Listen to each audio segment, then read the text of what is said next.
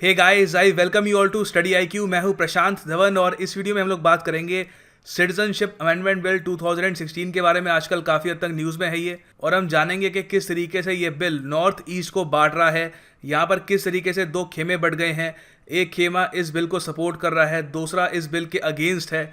और इस बिल से हमारे देश को कितने सारे नए नागरिक मिलने वाले हैं, 20 लाख, 30 लाख, 50 लाख, वो नंबर क्या होगा, उनको किस तरीके से हम देश में इम्बाइब करेंगे, और यहाँ पे रिलीजन का क्या रोल है, यहाँ पर जो नॉन मुस्लिम इमिग्रेंट्स हैं उनको तवज्जो क्यों दी जा रही है। बहुत कुछ जानने को है, बहुत कुछ समझने को है। As always late start. मगर लेक्चर की स्टार्टिंग से पहले मैं आपको बता दूं, सरप्राइज अगर आपको नहीं पता था, स्टडी है क्योंकि pen drive and tablet courses आते हैं वेरियस एग्जाम्स के लिए, जैसे SSC, bank, RBI grade B, UPSC, various exams के pen drive and tablet courses आपको मिलेंगे studyaq.com पे। तो विजिट दिस वेबसाइट और you can also call these numbers for more information. अब देखो, वैसे तो ये बिल पिछले आई थिंक 2 साल से ही न्यूज़ में है, मगर रिसेंटली ये फिर से न्यूज़ में आ गया था क्योंकि आसाम में इस बिल को लेकर बहुत ही ज़्यादा प्रोटेस्ट हुए। यहाँ पे आप देख सकते हैं, Assam is not a dumping ground for foreigners. और ये यहाँ पर देखो, इंटरेस्टिंग बात ये है, प्रोटेस्ट 2 खेमों में हुए। Recently JPC, joint parliamentary committee, Assam गई ये जानने के लिए कि इस बिल के बारे में लोग क्या सोचते हैं, लोगों के क्या विचार हैं, ग्राउंड लेवल पर क्या उस वक्त सिचुएशन है। तो वहाँ पर उनको बहुत सारे प्रोटेस्ट दिखे, और प्रोटेस्ट 2 खेमों में थे। एक तो उनका प्रोटेस्ट दिखा ब्रह्मपुत्रा वैली में, और दूसरा था बराक वैली का। ब्रह्मपुत्रा वैली के लोग कह रहे थे कि ये बुरा बिल ख़राब है और इसको स्क्रैप कर देना चाहिए। बराक वैली के लोग कह रहे थे कि ये बिल अच्छा है, इसको, ये जो अमेंडमेंट बिल है जल्दी से इसको पास करो।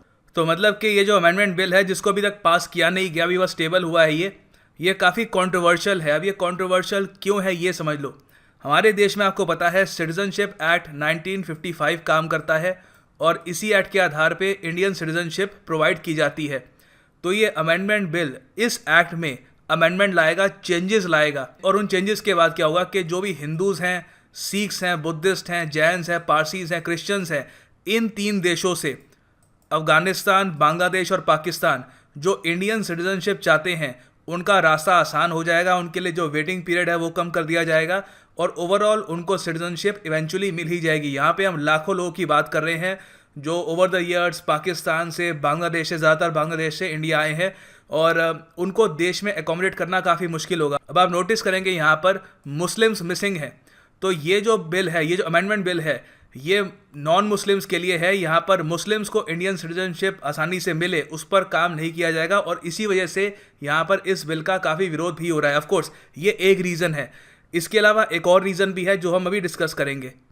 अब देखो, इस अमेंडमेंट बिल को भी पास किया जाएगा, मगर इससे पहले 2015 और 16 में सरकार ने 2 नोटिफिकेशन भी पास करी थी, जिससे ये जो इमिग्रेंट्स हैं इन 6 धर्मों के, नॉन मुस्लिम जो धर्म है, यहाँ पर इनको एग्जाम्प्ट कर दिया गया था फ्रॉम डिपोर्टेशन। मतलब कि जो लोग दिसंबर 31, 2014 से पहले यहाँ पर इंडिया आए थे और एज इलीगल इमिग्रेंट्स रह रहे थे, जिनको डिपोर्टेशन का खतरा था, उनको यहाँ से एग्जाम्प्ट कर दिया गया था। मतलब कि सरकार भी यहाँ पर चाहती है कि ये जो 6 धर्म के लोग हैं इनको इंडिया में शरण दी जाए।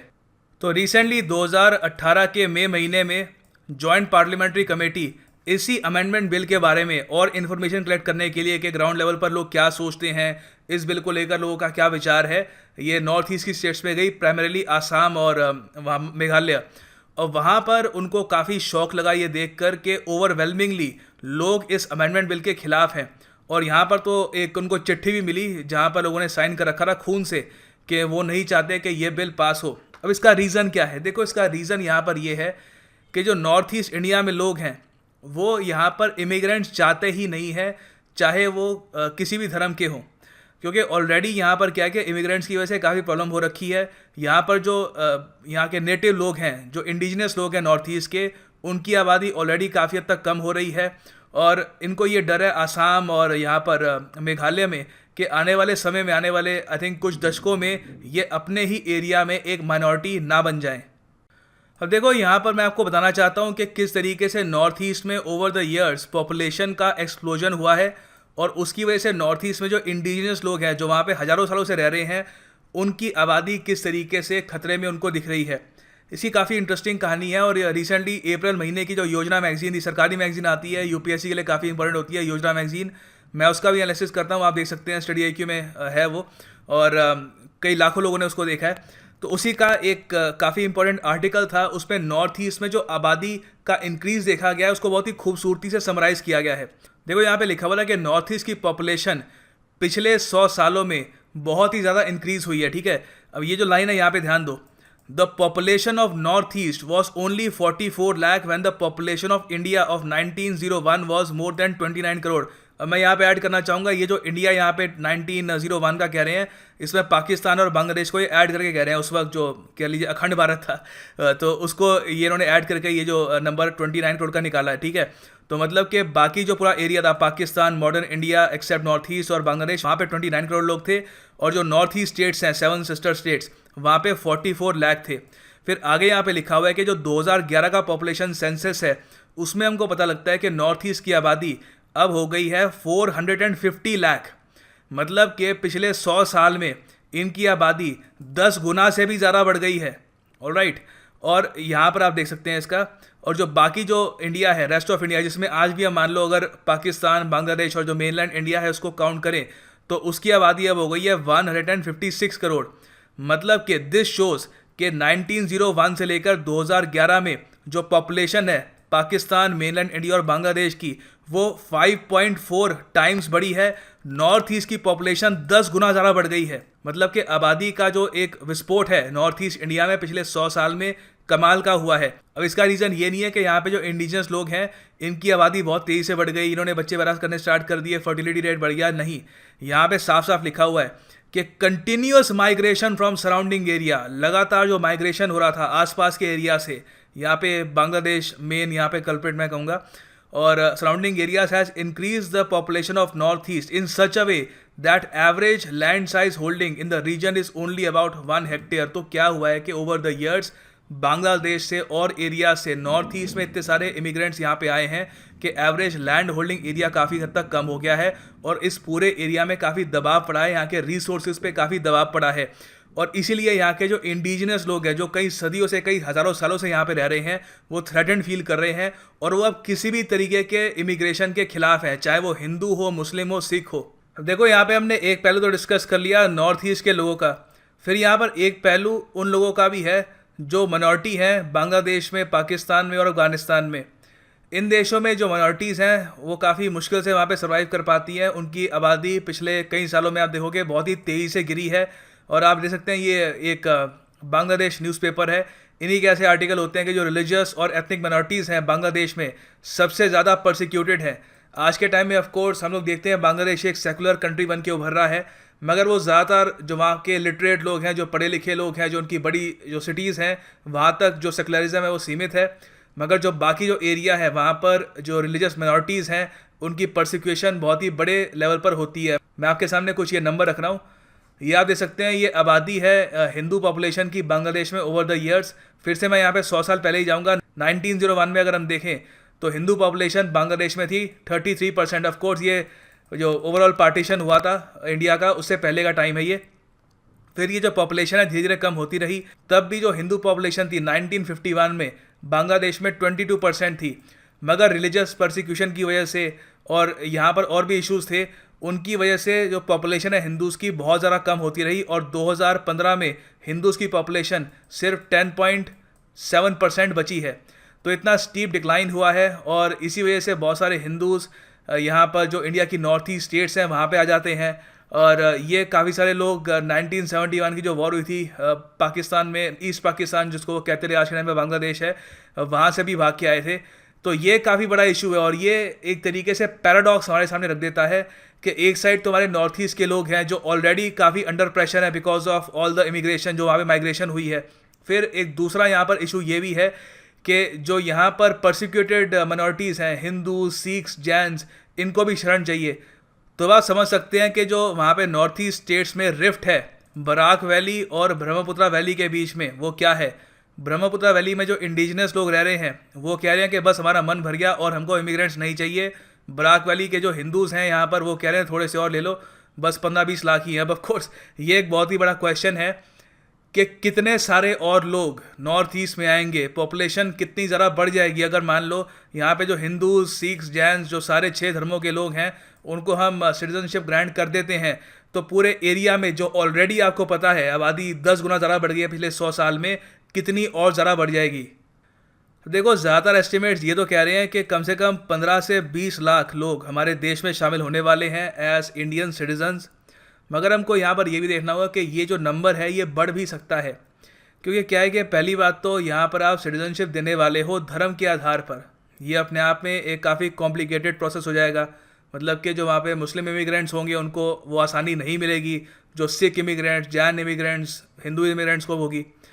तो इस सब में ये भी चांस है कि बांग्लादेश में ऑलरेडी जो हिंदू इमिग्रेंट्स रह रहे हैं ये भी हो सकता है कि वो भी यहाँ पर आ जाए। और ये जो कट ऑफ है, अब देखो यहाँ पर इस बिल में, अमेंडमेंट बिल में ये भी है कि जो ये यहाँ पे लोग हैं जिनको सिटीजनशिप मिलने में आसानी होगी वो दिसंबर 31, 2014 के पहले के होने चाहिए, ठीक है, तभी उनको ये जो नए रूल्स हैं उन पर अप्लाई होंगे। मगर यहाँ पर जो बॉर्डर है वहाँ पे इलीगल इमिग्रेशन इतनी ज़्यादा होती है, लोग आराम से बॉर्डर क्रॉस कर लेते हैं क्योंकि काफ़ी बड़ी बॉर्डर है। तो ऐसे टाइम में ये भी हो सकता है कि बांग्लादेश के जो करोड़ों यहाँ पर हिंदू और रह रहे हैं वहाँ से भी कुछ लाख यहाँ पे और आ जाएं, तो ये नंबर 30 लाख भी हो सकता है, 35 भी हो सकता है, वी डोंट रियली नो, ठीक है। 20 से लेकर 15 लाख के आसपास तो एस्टिमेट है। मगर ये भी बताया जा रहा है कि जब हम इतने लिबरल तरीके से, खुले तरीके से सिटीजनशिप देंगे तो और लोग भी यहाँ पे कतार में आ सकते हैं, क्योंकि इंडियन सिटीजनशिप एक बहुत ही वैल्यूएबल एसेट है, जिसके पास नहीं है उससे आप पूछें। खैर, अब यहाँ पे बीजेपी के स्पोक्स पर्सन हैं, उन्होंने ऑफ कोर्स यहाँ पे जो एस्टिमेट्स हैं थोड़े कम बताए हैं। उन्होंने कहा है कि 10 से 15 लाख लोग ही होंगे, इससे ज़्यादा नहीं होंगे। मगर फिर भी हमको यहाँ पे सोचना होगा कि इतने सारे लोग जब नॉर्थ ईस्ट में सिटीजन्स बन जाएंगे तो उनके लिए घर, उनके लिए फैसिलिटीज़, उस सब का खर्चा ये हम कैसे प्रोवाइड करेंगे। फिर एक बहुत बड़ा इशू ये भी है कि एथनिक टेंशन यहाँ पे बढ़ जाएगी, क्योंकि यहाँ पे जो इंडिजिनस लोग हैं यहाँ पे आसाम में, वो लोग बांग्लादेशीज़ को एज ए होल एक्सेप्ट करने को तैयार नहीं है, क्योंकि कल्चरली दोनों बहुत ज़्यादा डिफरेंट हैं। लोगों का वहाँ पे रहने सहने का तरीका, जिस तरीके से वो रिप्रोड्यूस करते हैं, जिस तरीके से मतलब बहुत सारी चीज़ें हैं, तो वो एसिमुलेट नहीं हो पा रहे। जब एसिमुलेशन नहीं हो रही तो वहाँ पे टेंशन्स होगी ही होगी, चाहे वो किसी भी धर्म के हो। तो अचानक से जब यहाँ पर 15 लाख लोग परमानेंट सिटीजन्स बन जाएंगे तो ये भी हो सकता है कि यहाँ पे जो नॉर्थ ईस्ट के लोग हैं डिससेटिस्फाइड फील करें, और यहाँ पर फिर से सेपरेटिस्ट मूवमेंट, जो हमने कई लंबे टाइम के बाद यहाँ पर सेपरेटिस्ट मूवमेंट कुछ स्टेट्स में हटाई है, वो वापस रीबॉर्न भी हो सकती है आउट ऑफ फ्रस्ट्रेशन। अब देखो यहाँ पे जो ब्रह्मपुत्रा वैली के लोग हैं जो इस अमेंडमेंट बिल के खिलाफ हैं, यहाँ पे इनका एक तथ्य ये भी है कि ये जो बिल है ये 1985 के असम अकॉर्ड के भी अगेंस्ट जाता है। ये असम अकॉर्ड क्या था? देखो 1980s में जब इमिग्रेंट्स नॉर्थ ईस्ट में बहुत ज़्यादा हो गए थे तो क्लैशेस होनी शुरू हो गई थी यहाँ पर, और यहाँ के जो असम के लोग थे बहुत ही डिससेटिस्फाइड थे ये इतने सारे इमिग्रेंट्स की प्रेजेंस से। तो उस टाइम राजीव गांधी जी की जो सरकार थी उनके बीच में और असम की जो ये मूवमेंट थी, ऑल असम स्टूडेंट्स यूनियन की जो मूवमेंट थी इमिग्रेंट्स के खिलाफ, वो लोग यहाँ पे एग्रीमेंट में आए कि under the accord any person who came to Assam after midnight of March 24, 1971 would be identified as a foreigner. तो कोई भी व्यक्ति जो इस डेट के बाद असम में आता है उसको फॉरेनर माना जाएगा। ये ऑफ कोर्स आप समझ सकते हैं सारी जो कहानी है ये 1971 वॉर की है, जब पाकिस्तानी आर्मी ने बहुत सारे लोग मार दिए थे बांग्लादेश में, और वो लोग डर के मारे यहाँ पर असम में आ गए थे। ऑफ कोर्स यहाँ पे जो पाकिस्तान में ज़्यादातर जो डेथ हुई थी उस वक्त हिंदू पॉपुलेशन के लोगों की ज़्यादा हुई थी, तो वो लोग यहाँ पे बहुत सारे आ गए थे। तो ये जो इशू है यहाँ पर कह रहे हैं कि जो आप असम अकॉर्ड साइन किया सरकार ने उसी के अगेंस्ट जाता है। तो असम अकॉर्ड में उनको एश्योरेंसेस मिली थी कि और इमिग्रेंट्स इस एरिया में नहीं आएंगे, यहाँ पे जो इंडिजिनस पॉपुलेशन है उनको मेजॉरिटी बनाने का यहाँ पे अधिकार दिया जाएगा। तो ये इशू भी यहाँ पे उठ रहा है। अब देखो इस बिल को लेकर इश्यूज़ क्या क्या हैं। देखो सबसे एक बेसिक इशू तो यहाँ पर यही है कि ये बिल ओपनली डिस्क्रिमिनेटरी है, क्योंकि यहाँ पे जो एक्सेलरेटेड सिटीजनशिप है, मतलब कि जल्दी से सिटीजनशिप आपको मिलेगी, इसका प्रावधान सिर्फ नॉन मुस्लिम्स के लिए है। ये हमने ऐसे क्यों किया, इसका रीज़न क्या है? फिर यहाँ पर एक इशू ये भी है कि क्या ये लीगली स्टैंड कर पाएगा, क्योंकि ये ओपनली एक वायलेशन है आर्टिकल 14 की, जहाँ पर लिखा हुआ है कि कोई भी डिस्क्रिमिनेशन नहीं हो सकती दो रिलीजियस ग्रुप्स के बीच में। तो यहाँ पे तो ओपनली हो रही है मुस्लिम्स और नॉन मुस्लिम्स के बीच में। तो ये इशू डेफिनेटली उठाया जाएगा और ये भी हो सकता है कि इस बिल को चैलेंज भी किया जाए इन द कोर्ट। और अभी खैर बहुत कुछ होना बाकी है। अभी तो खैर जो रिसेंट वहाँ पे प्रोटेस्ट हुए हैं इस बिल को लेकर, और आसाम में जो छोटी पार्टियां हैं उन्होंने ही बीजेपी को धमकी दी है कि अगर ये बिल को पास करते हैं तो वो उनसे बिल्कुल नाखुश होंगे। तो हो सकता है कि बिल इवेंचुअली पास ही ना हो। ये इस वजह से नहीं क्योंकि रिलीजन का इशू है, इस वजह से वहाँ पे क्योंकि एथनिसिटी का इशू आ जाता है वहाँ पे, क्योंकि जो वहाँ पे इंडिजिनस लोग हैं वो चाहते ही नहीं है कि और यहाँ पर लोगों को सिटीजनशिप मिले, चाहे वो किसी भी धर्म के हो। तो ये देखना बाकी होगा कि इस अमेंडमेंट बिल के साथ इवेंचुअली होगा क्या और किस तरीके से गवर्नमेंट इसको प्ले आउट करती है। तो देखो यहाँ पर एक इशू लास्ट एक ये भी है कि डिपोर्टेशन कैसे होगी। जो इलीगल इमिग्रेंट हैं यहाँ पे हम ये मान रहे हैं ना कि हम यहाँ पे शरण देने को तैयार हैं उन लोगों को जो 31 दिसंबर 2014 के पहले आए थे। ये इन्होंने एक तरीके से कट ऑफ यहाँ पे बना ली है। तो उसके बाद कौन आया था ये कौन तय करेगा? कोई डॉक्यूमेंटेशन तो है नहीं, ठीक है, इलीगल तरीके से ही आते हैं ज़्यादातर।